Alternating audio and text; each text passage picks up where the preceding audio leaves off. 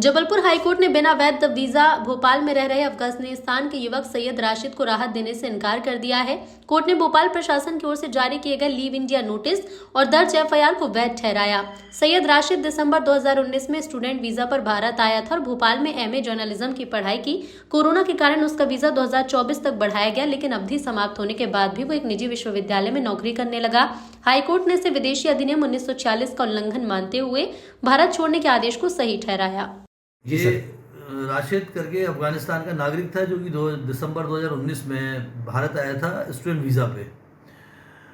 2022 में इसका course complete हो गया। उसके बाद भी ये भोपाल में यूनिवर्सिटी में जॉब करता रहा, जो कि इसने स्टूडेंट वीज़ा के प्रावधानों का उल्लंघन किया।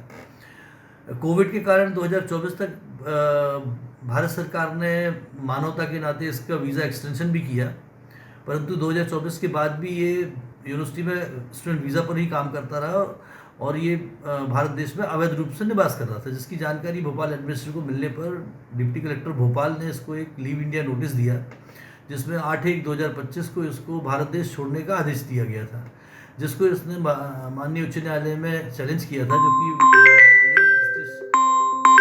ऑनरेबल जस्टिस विशाल मिश्रा साहब की कोर्ट में मैटर गया था, जिसमें इसके द्वारा बताया गया था कि इसको जान का खतरा है और ये यूएनएचसीआर के थ्रू जो है वो शरणार्थी घोषित किया गया है, इसलिए भारत देश में अवैध रूप से नहीं निवास कर रहा है।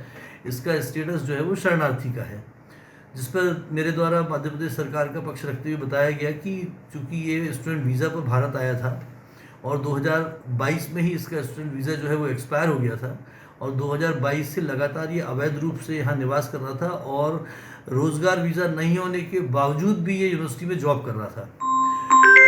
बतौर पे इसके खिलाफ में 2025 में एक एफआईआर भी रजिस्टर की गई थी, जिसमें ये जुडिशियल कस्टडी में गया, जिसकी जमानत होने के उपरांत भी इसको लीव इंडिया नोटिस दिया गया, परंतु इसने तब भी भारत देश नहीं छोड़ा था।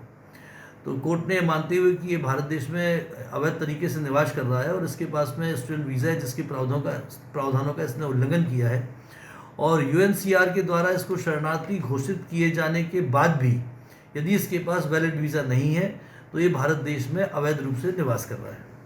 किसी खंडपीठ पे था ये ऑनरेबल जस्टिस विशाल मिश्रा साहब की खंडपीठ में था।